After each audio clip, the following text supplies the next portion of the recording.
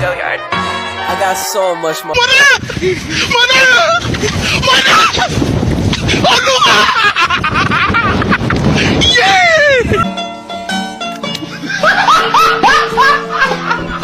Are you ready, kids? Aye, aye, Captain! I can't hear you! Aye, aye, Captain! Oh! Fucking design on right now. Break it down, bring it back, make it clap. I got 3 old thoughts, new block, where that dick, bitches on my line, and you know. Assalamualaikum warahmatullahi wabarakatuh. I am Izmir Hakim. Before we proceed to our topic, let's revise back to what is policy and public policy.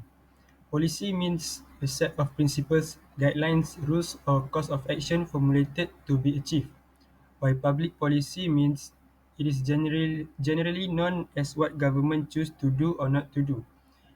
The decision made by the government either act or not to act in order to resolve a problem. So now let's move on to the topic we need to discuss. Our topic is national security policy. The national security policy is described as the main strategy for addressing the security threats, either physical or non-physical. The types of threats such as military aggression, terrorism, cyber attacks, espionage, economic vulnerabilities, natural disasters, pandemics, just like we faced in 2020 and 2021, COVID-19, and the other challenge that can compromise national security.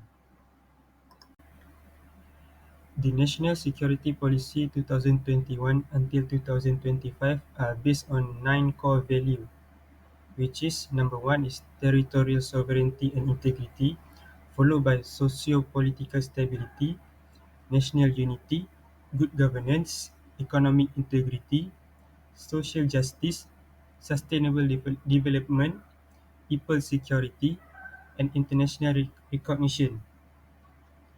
The government are responsible for guaranteeing the sovereignty and national security are fully secure and maintained. As stated, the national security policy are supervised by the National Security Council under the Act of 2016 and the Act of 776, and this let them summarize the policy and the strategies for national security.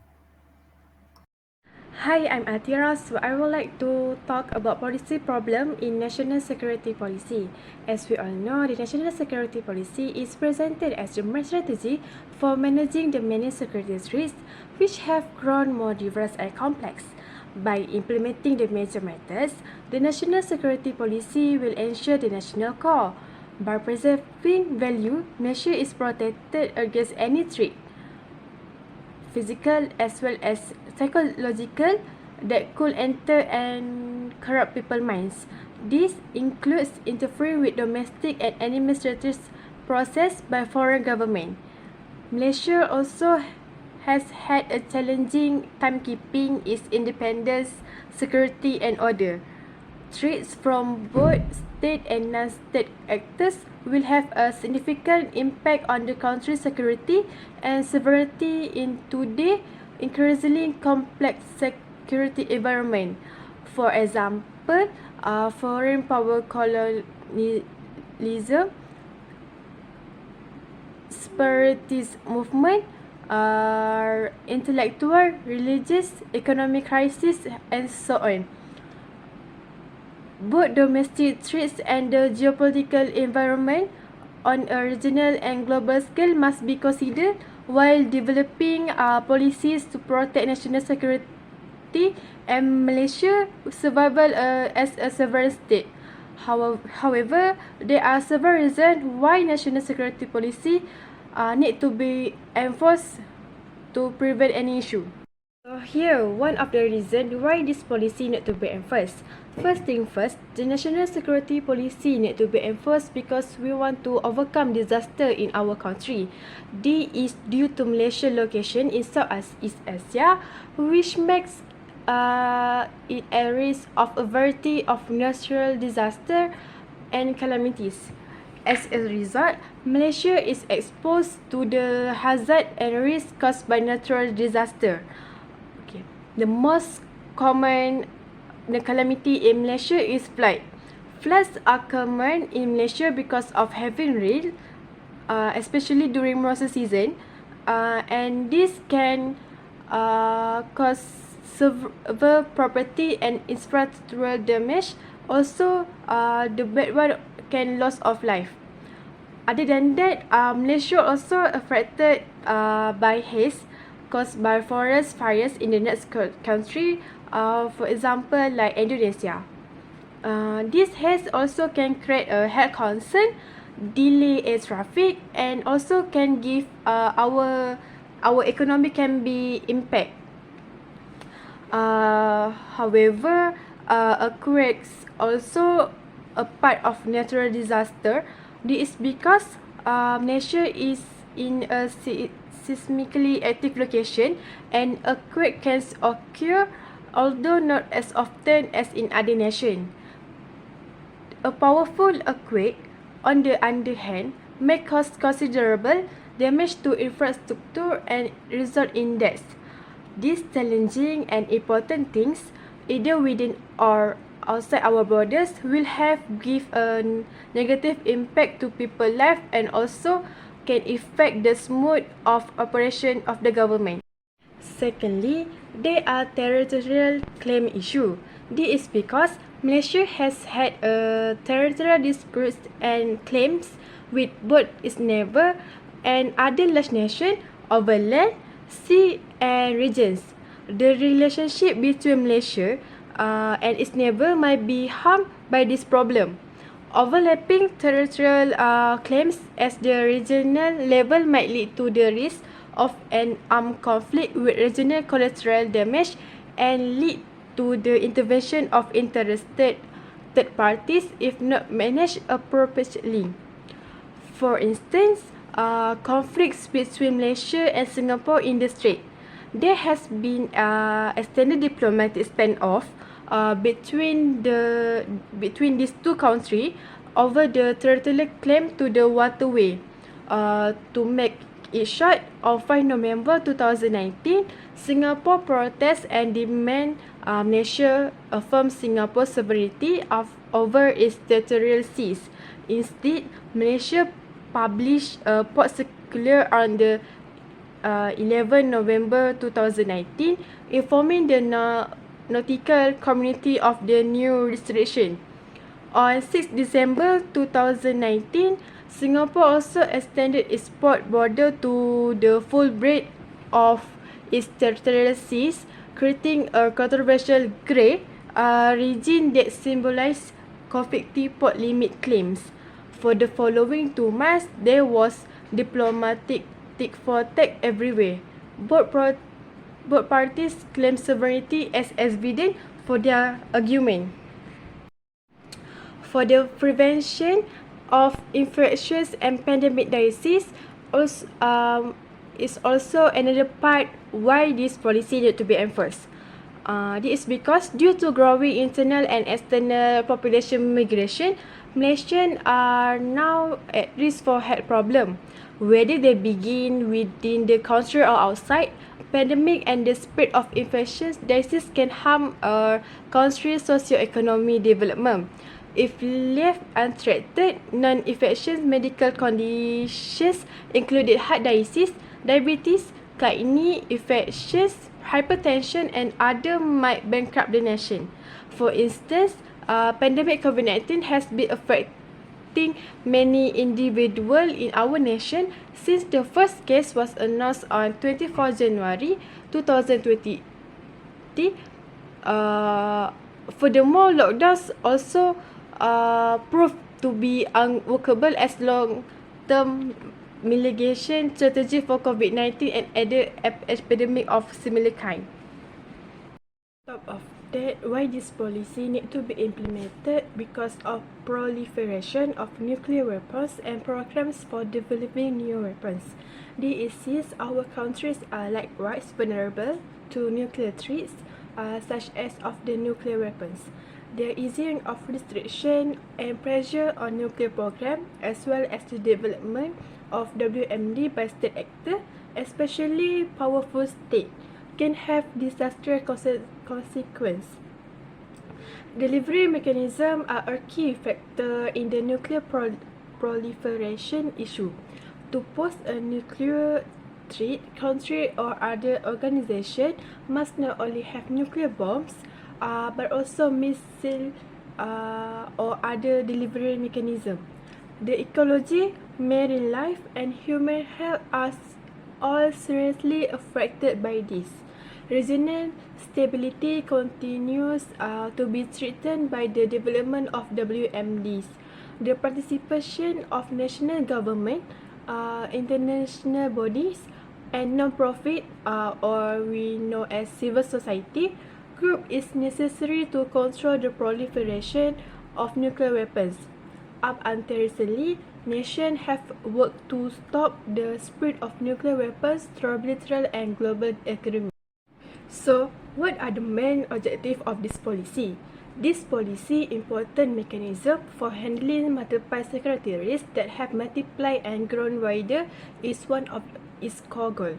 The national security policy implementation of essential measures will ensure the prevention of national core values and keep Malaysia safe from all threats. For example, from both physical and non-physical.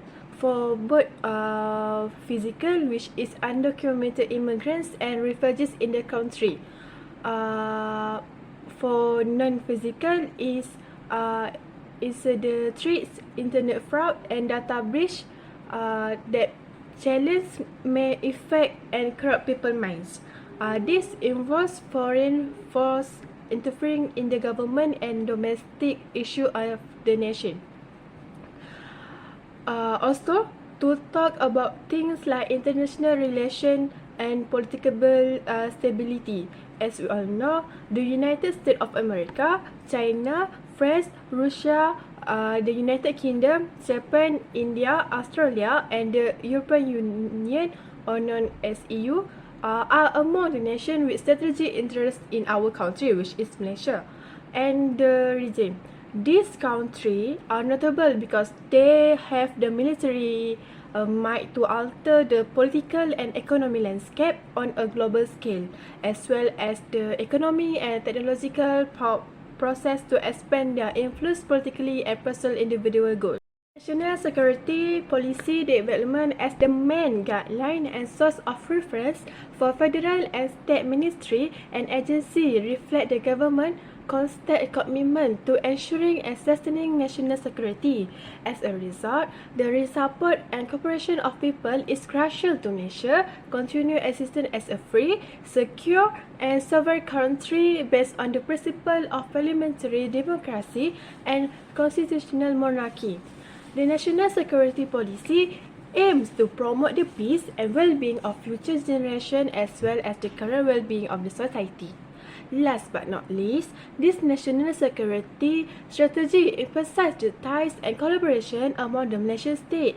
The National Security Council will work with other agencies and stakeholders to identify Institute Keselamatan Negara indicators according to Khairul Hilmi Mokhtar, head of the division Corporate and Policy Division. The institute was just giving government authorization, he said, to offer a more detailed image of the national security condition. A thorough approach will be used. This is because many index studies only look at a specific issue like Maqasid Sharia and national unity, while evaluation by foreign group were done separately. Some of which did not accurately reflect the state of the nation. The information from the index can also be used by others like investors to make informed decisions. So I am Izian. I'm going to present about the actor involved in the policy. So Malaysia have difficult challenge in sustaining its dependent security and law and order. So threats from both state and non-state actors have made the current security picture more complex, which will have a significant influence on the country's security and also sovereignty. So, by putting the primary strategy into practice through the national security policy, Malaysia will be protected from all threats and the national core value will be preserved. So, these are the actors that involved in this policy, which is National Security Council (NSC), the Ministry of Home Affairs (MOHA), and also the Ministry of Defence (MOD), and other ministry also involved in this policy. So I'm going to present one by one the actor that involved in this policy. So the first actor that involved in national security policy is National Security Council (NSC).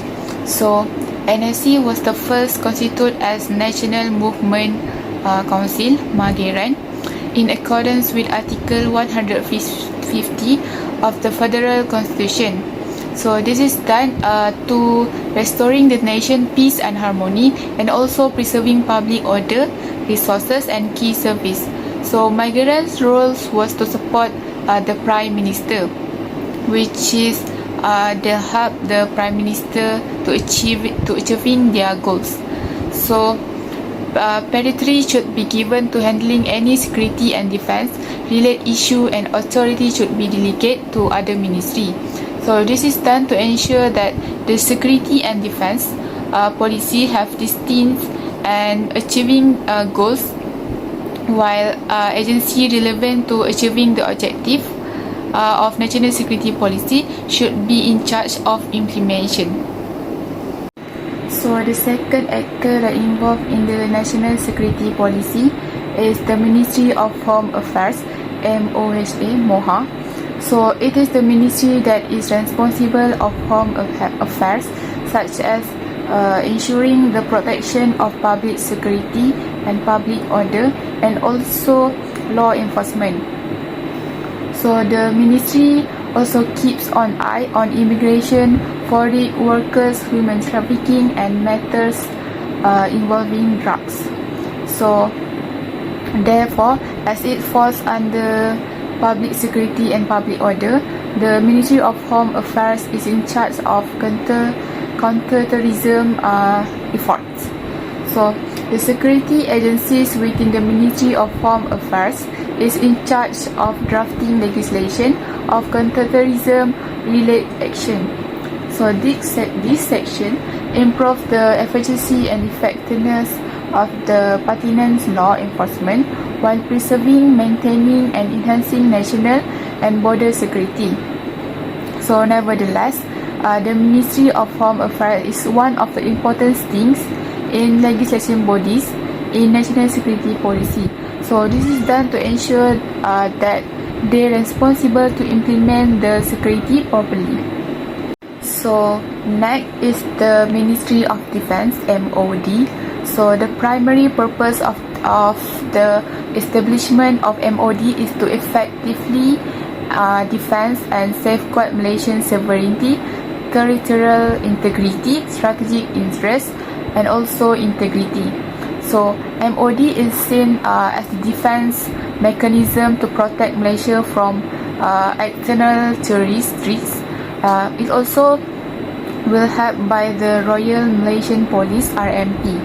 So a few years later, the federal government construct the Ministry of Defence building to house the Commander Office and senior officer of the Malaysian Armed Force from all three branches at Jalan Padang Tembak, Kuala Lumpur. So moreover, the government has made the decision to construct a new building for the Ministry of Defence in order to house all the agency under one roof. So it is calling as a defense building that has office space, conference room are available, and a structure with up to 20 stories. So the defense building complex, which offers some amenities, which means like instrument including tired parking, an auditorium, a surau, a parade area, a guard station, a tower, a computer room, a helipad, and also a restaurant.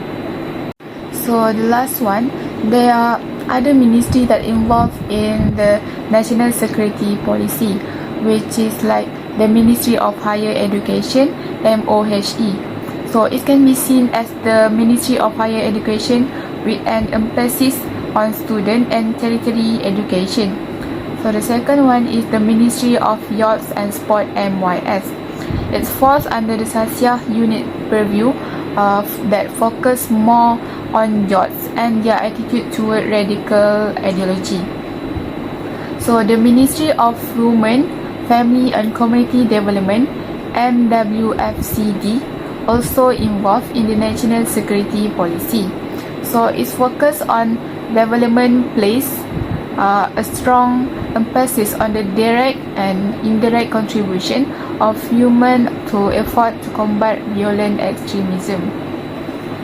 So in addition, the Department of National Unity and Integration, which is under the Prime Minister Office, focus on neighborhood commit's role in preventing any radical behavior among society. Also, our dependence on technology has grown as a result of the introduction and quick growth of information and communication technology, which we call as ICT, which has raised the risk of cybersecurity threats.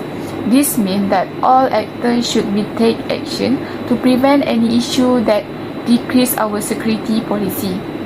So we proceed to the next one, which is implementation or strategy of the national security policy. So in order to achieve the goal of the national security policy is to have implementation of the primary strategy.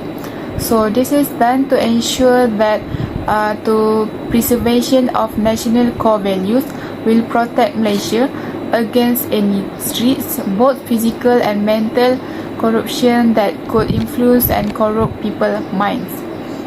So it is also a crucial framework that help a nation address its population basic needs, security problems and foreignness, and also internal dangers.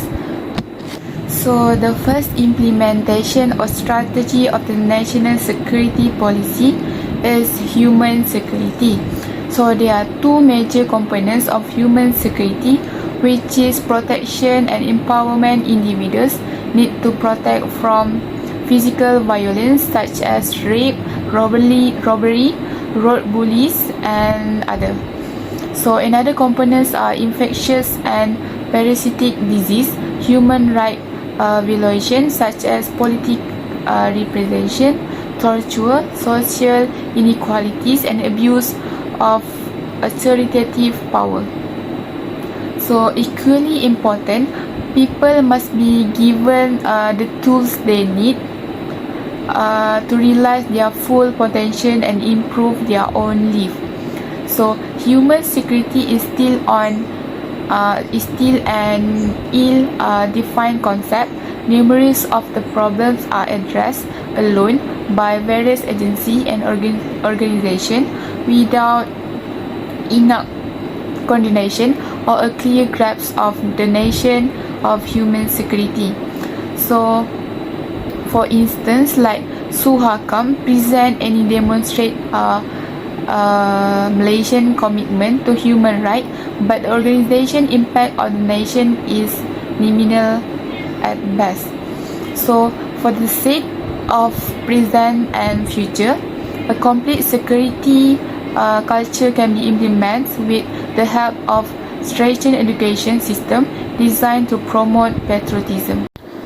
So the next one is to maintain cyber security and defense. So the Malaysian cyber security strategy was created to safeguard business and strengthen national security. So this is done to ensure a secure cyber environment through risk management that involve the fusion of the nation's critical information infrastructure, security and military infrastructure. So given that countries will inevitably be involved, global collaboration is one of the most effective tactics need to ensure cyber security. So, by fostering greater international engagement and cooperation, world security may be preserved. So, for example, like international cooperation continue to be a useful instrument for preserving cybersecurity across various disciplines and industry. So, in addition, development has been aided by Malaysian participation in a variety of cooperation and activities related to cyber security collaboration. So next is strengthen culture in the digital environment, also one of the implementation or strategy of the national security policy. So digital content, social media and various applications come from all over the world. For example, like Instagram, Twitter, WhatsApp, Telegram and so on. So foreign influence are also introduced. The need of accepting global culture is acknowledged. However, there should be regulation to have a favorable effect on maintaining the nation values. So this is done to ensure that the identification, devotion and patriotism do not wane. It is crucial to cultivate a digital ecosystem in the manner of Malaysia. So this can be done by enhance the management of media and eliminate the fake news. So place the responsibility on each slide to disseminate information extensively through traditional media, print media, social media and alternative media in case involving factual distortion, fake news and defamation. So everyone is using internet in their daily life, right? So such as like social media, online banking. So if the awareness is lacking, that will pose as a threat in the nation's security and sovereignty one day. So the last one is strengthening national system and institution. So it is important to increase public acceptance of the parliamentary democracy, monarchy and constitutional and national institution based on the federal constitution and the Rukun Negara ideal. So this is done to maintain the nation's socio-political stability. So Rukun Negara was established to unify the multi-ethnic community or groups, promote loyalty of the state and enhance connection among the various ethnic groups that make up the society. So the 5 principles of the Rukun Negara are belief in gods, loyalty to king and country, supremacy of the constitution, rule of law, constancy and morality. So moreover, Rukun Negara is the entirety of obligation, rules, values and principles. It is not just the 5 principles. So this can be done by maintain regional cooperation to make sure that the national core values are promoted and defined regionally. So thus, Malaysia can be effectively using the Asian platform to manage various regional conflicts at the regional level.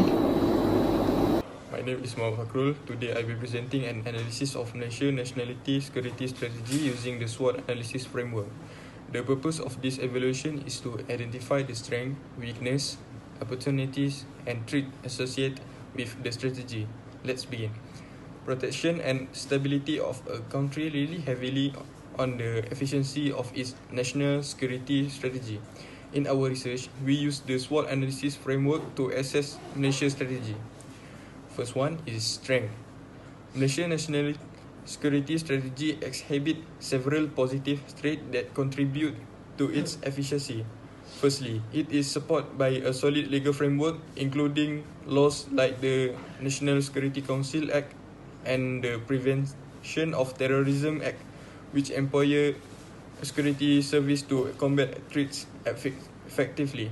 Secondly, Malaysia benefits from a strong intelligence network through cooperation between organisations like the Royal Malaysia Police, Malaysia Armed Force and the Malaysia Security Intelligence Agency, enabling efficient monitoring and threat identification. Additionally, the strategy encourages bilateral relationship with neighbor and active participation in regional security effort such as ASEAN. So for W, which is weakness, while Malaysia's national security strategy has advantage, it also faces certain drawback. One significant concern is the possibility of violating human rights and eroding civil liberties in the pursuit of national securities. Striking a balance between security measures and the defense of individual rights remains challenging. Insufficient funds of resources for employee training, cybersecurity measures, and information collection also hinder the success of the strategy. Furthermore, inadequate coordination and information exchange between security agencies and stakeholders impede a thorough and cogent approach to national security. Next, opportunities. Malaysia's national security strategy offers several opportunities for improvement.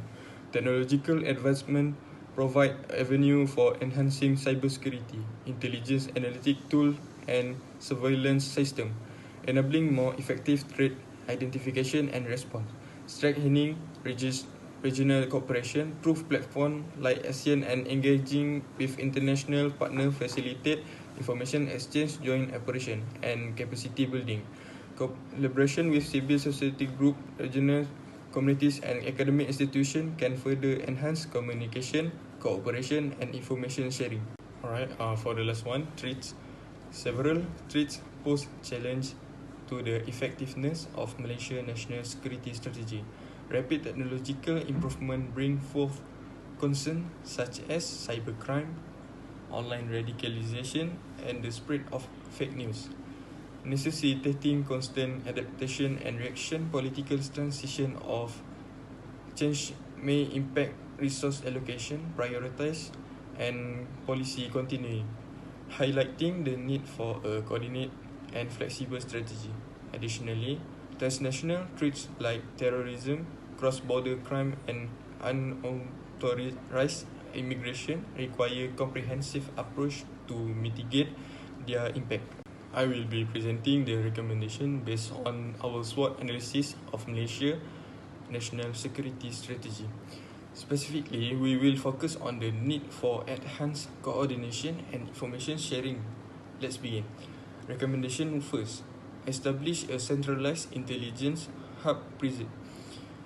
Our first recommendation is to establish a centralized intelligence hub. This hub will serve as a focal point for gathering, evaluating, and distributing intelligence across multiple security agencies.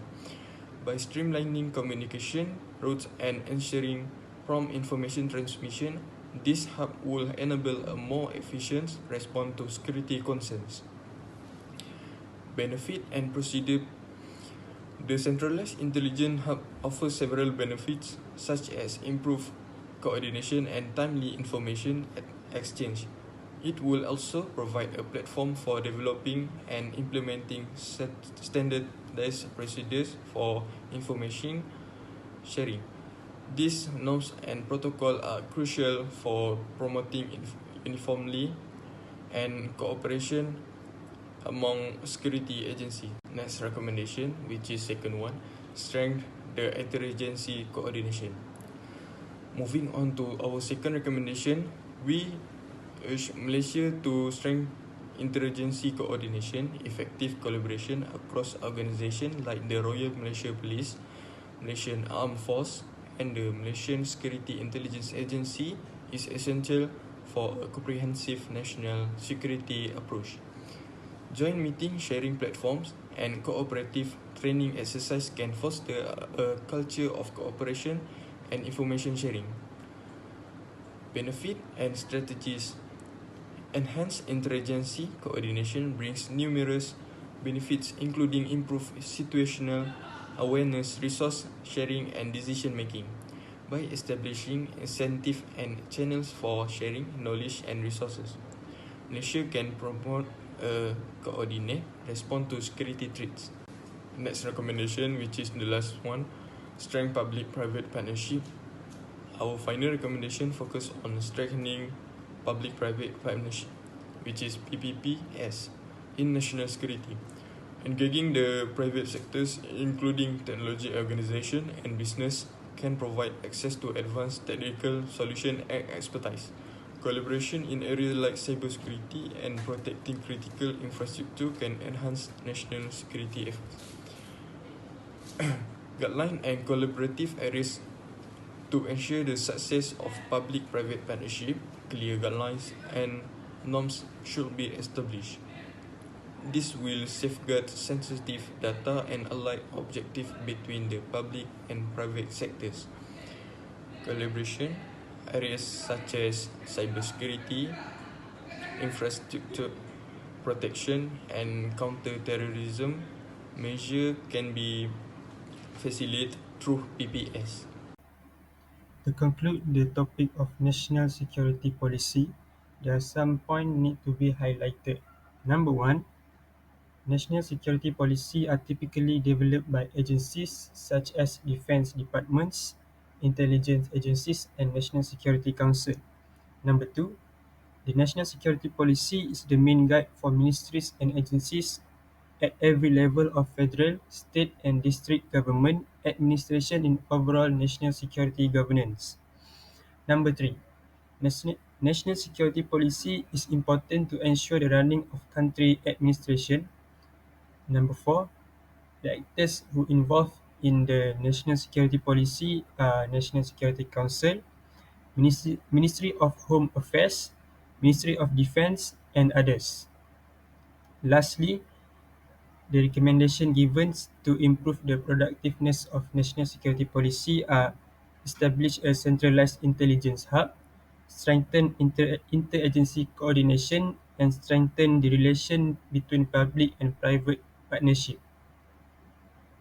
Thank you. Assalamualaikum warahmatullahi wabarakatuh.